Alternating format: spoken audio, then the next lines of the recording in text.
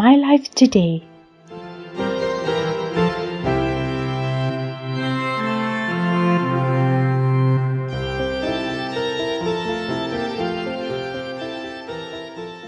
Be ready and waiting.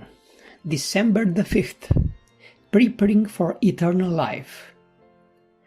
And it shall be said in that day, Lo, this is our God. We have waited for him, and he will save us. This is the Lord. We have waited for him.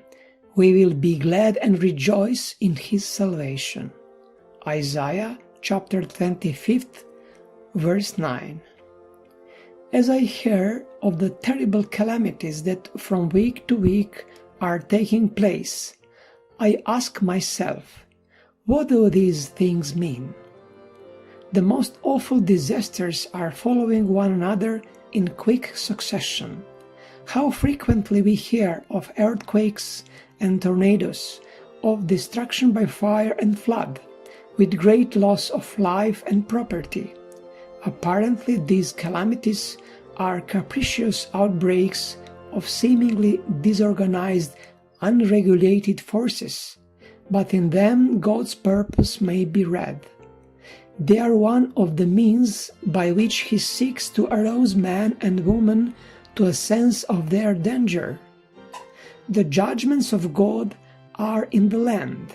They speak in solemn warning, saying, Be ye also ready, for in such an hour as ye think not, the Son of Man cometh. We are living in the closing scenes of the earth's history. We have no time, not a moment to lose. Let us not be found sleeping on guard. Let us persuade man and woman everywhere to repent and flee from the wrath to come. Let us arouse them to immediate preparation, for we little know what is before us. The Lord is soon coming, and we must be ready and waiting for his appearing. Oh, how glorious it will be to see him and to be welcomed as his redeemed ones. If we can but see the King in his beauty, we shall be forever blessed. I feel as if I must cry aloud, Homeward bound. We are nearing the time when Christ will come in power and great glory to take his ransomed ones to their eternal home. In the great closing work, we shall meet with perplexities that we know not how to deal with, but let us not forget that the three great powers of heaven are working, that a divine hand is on the wheel, and that God will bring his promises to pass.